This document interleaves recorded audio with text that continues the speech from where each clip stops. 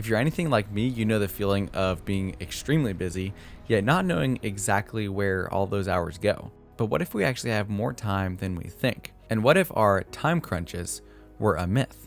Hi there friends, thanks for checking out my channel where we focus on self-improvement, productivity, and work towards becoming better versions of ourselves. The topic of today's video is time, which seems like the one thing that none of us have enough of. The fact of the matter is though, we all have the exact same amount of time.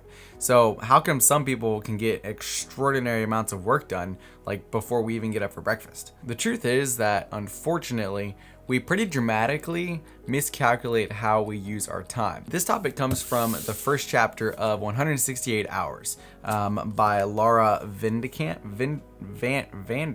I think. Vanderkam? Yeah, I think it's Vanderkam. Anyway, so what I plan on doing is taking the contents of the first chapter of this book and condensing it down into a summary of sorts and brushing over the highlights to give you kind of a feel of what this book holds, at least the first part of it. I do want to be very, very clear here, and that is that I'm condensing the content that's already in this book.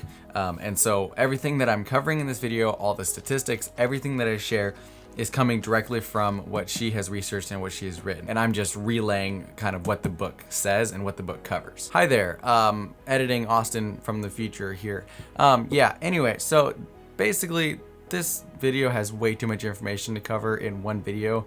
Otherwise, it's going to be massive and huge and long, and the algorithm's going to hate me for it. So I've decided to use my superpowers of editing to chop this into two-part series. So this will be part one, covering the myth of the time crunch and, actually how a lot of our time is logged incorrectly. And part two will be released in 2 to 3 days, covering the second part of this chapter on, how to regain control of your time and showing you how you actually have way more time than you think. Part two is like the most important part, so I would highly recommend that you stick around, either come back or ideally you would subscribe and hit the bell notification, that way you don't miss it. At the very beginning of this chapter, Laura brings Teresa Daytner into the spotlight. Now, who is she? Well, as Laura interviews her, you very quickly realize Teresa spends quite a bit of her time just relaxing and recharging and doing her hobbies. She goes on long trail rides, she goes on mountain biking rides, she goes on canoeing trips. Until recently, she trained twice a week with a trainer. She reads quite a lot and confesses a slight addiction to watching 24.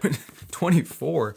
When was this book written? The book explains a lot more of her leisure time and what she does with her free time. But in other words, Teresa basically just has a lot of free time, a lot of relaxing time that she can and does spend however she wants. So this obviously begs the question, how does she have this much free time? Is she like unemployed or retired, or like what's going on here? The answer, Laura says, will actually surprise you quite a bit.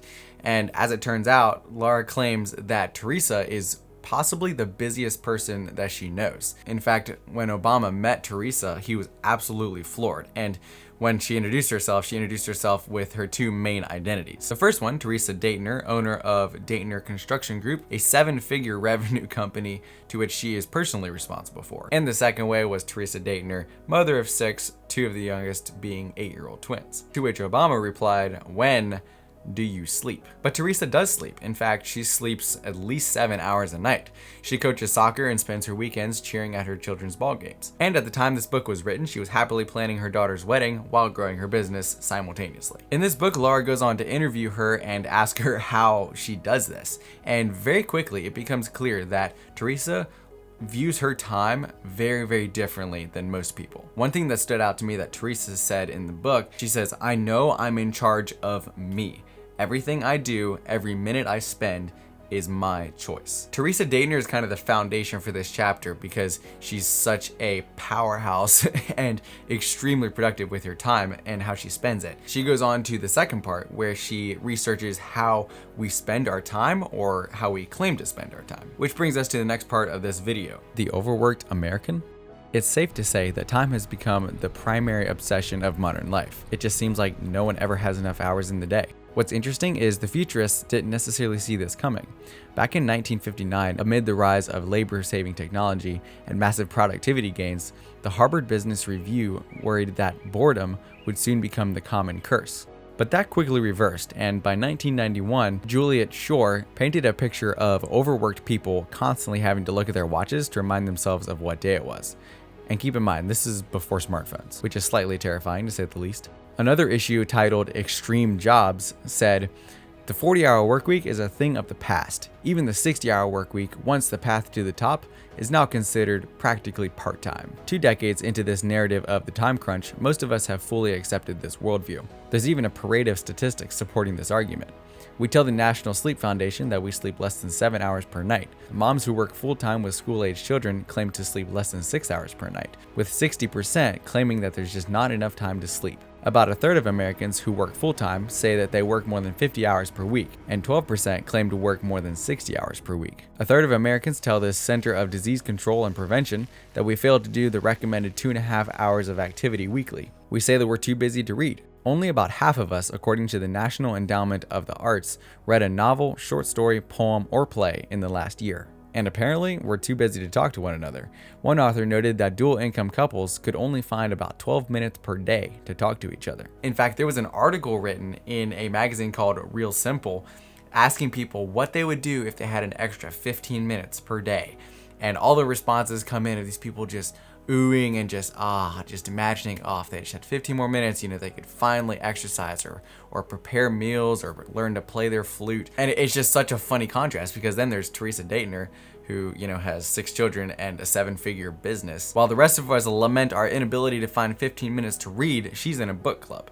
While the rest of us are wishing we had 15 minutes to go try out our new hammock, she's already on a hike. And here's the crazy thing. She and everyone else who, claim that they're too busy to vote or that they only have 12 minutes to talk to their spouse, all of us have the exact same amount of time. All of us. We all have 24 hours in the day, and we have 7 days, which if you calculate it up, that comes to 168 hours each week to create the life that we want to live. Laura ends this section of the chapter leaving us with 2 specific thoughts. The first one being, you can choose exactly how you spend your 168 hours, and you have more time than you think. And as she moves into the next portion of the chapter, she proves it. Over and underestimating our time. Laura then dives into a plethora of fascinating information about how Americans generally clock their time. For several years, the Bureau of Labor Statistics has run a study called the American Time Use Survey. These studies ask people to record what they did over the last 24 hours and how they thought that they spent their time. However, since then, more studies have come out asking people to keep more detailed and specific time logs, where they go by categories, and they also cover much shorter periods of time. While these reports are more laborious than, asking people how much time they thought they spent sleeping or eating or working the last week, audits have found that they are way more accurate and are now considered to be a gold standard of sociology and time research. The result, along with many other similar studies, show a very different life than people paint for themselves. They show that many assumptions that we had about how we spent our time in the past and in the present are wrong. Laura dives straight in, ripping this all apart and explaining it in dramatic fashion, and I'll do my best to relay some of the highlights. The first thing that she covers is that these detailed time logs show that Americans actually sleep around 8 hours per night. Even married parents with children under the age of 6 years old pretty consistently log around 7 to 8 hours per night. One of the reasons that we have enough time to sleep is we actually work less than we think. Though the Harvard Business Review may have trumpeted the notion that 70-hour work weeks are becoming the new norm, in reality, the average person actually only works around 35 to 43 hours per week. And Laura likes to point out that in this study by Harvard Business Review, in the fine print, it says that these extreme jobs that they were talking about were only about 1.7 million of the population of America, which is barely 1% of the workforce. Laura says that we claim to work more than we actually do, and she dives into a study by the University of Maryland where they analyzed people's estimates of how much time that they worked. What they found is that the more people claim to work, the more inaccurate their reports become. And I'm guessing you can guess in which direction it went. The average person who claimed to work more than 75 hours per week generally actually only logged about 55 hours per week. Those claiming to work 70, 80, or 90 hours per week were logging less than 60. And it's not that we do this on purpose, it's that we have trouble remembering and calculating exactly. And we tend to over and underestimate things based on socially desirable perceptions or current emotions. When you add up these overestimations in work and housework, and when you add things like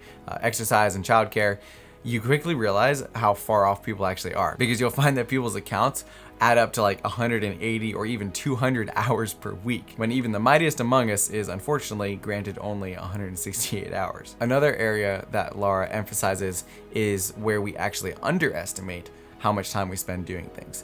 particularly sleep and leisure time. In other words, when it comes to daily life, the time crunch narrative doesn't tell the whole story. She explains that the problem isn't that we're overworked and underrested.